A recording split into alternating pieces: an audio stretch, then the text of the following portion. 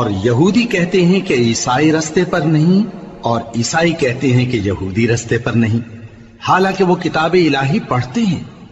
اسی طرح بالکل انہی کسی بات وہ لوگ کہتے ہیں جو کچھ نہیں جانتے، یعنی مشرک۔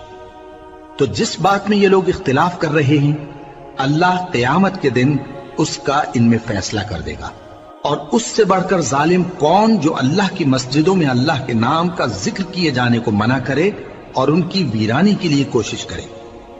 ان لوگوں کو کچھ حق نہیں کہ ان مسجدوں میں داخل ہوں مگر ڈرتے ہوئے۔ ان کے لیے دنیا میں رسوائی ہے اور آخرت میں بڑا عذاب۔ اور مشرق اور مغرب سب اللہ ہی کا ہے، تو جدھر بھی تم رخ کرو ادھر ہی اللہ کی ذات ہے۔ بے شک اللہ صاحب وسعت ہے، باخبر ہے۔ اور یہ لوگ اس بات کے قائل ہیں کہ اللہ اولاد رکھتا ہے۔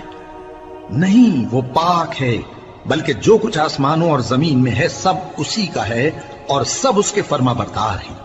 وہی آسمانوں اور زمین کا پیدا کرنے والا ہے، اور جب کوئی کام کرنا چاہتا ہے تو اس کو ارشاد فرما دیتا ہے کہ ہو جا، تو وہ ہو جاتا ہے۔ اور جو لوگ کچھ نہیں جانتے یعنی مشرک، وہ کہتے ہیں کہ اللہ ہم سے کلام کیوں نہیں کرتا، یا ہمارے پاس کوئی نشانی کیوں نہیں آتی۔ اسی طرح جو لوگ ان سے پہلے تھے وہ بھی انہی کسی باتیں کیا کرتے تھے۔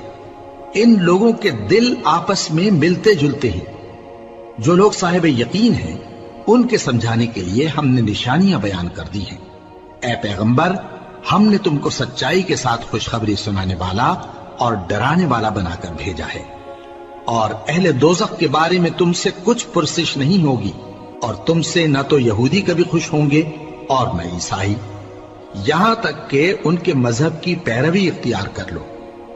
ان سے کہہ دو کہ اللہ کی ہدایت یعنی دین اسلام ہی ہدایت ہے۔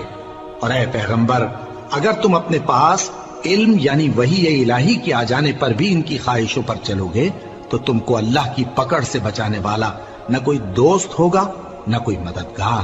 جن لوگوں کو ہم نے کتاب عنایت کی ہے وہ اس کو ایسا پڑھتے ہیں جیسا اس کے پڑھنے کا حق ہے، یہی لوگ اس پر ایمان رکھتے ہیں، اور جو اس کو نہیں مانتے وہی خسارہ پانے والے ہیں۔ اے بنی اسرائیل، میرے وہ احسان یاد کرو جو میں نے تم پر کیے، اور یہ کہ میں نے تم کو اہل عالم پر فضیلت بخشی۔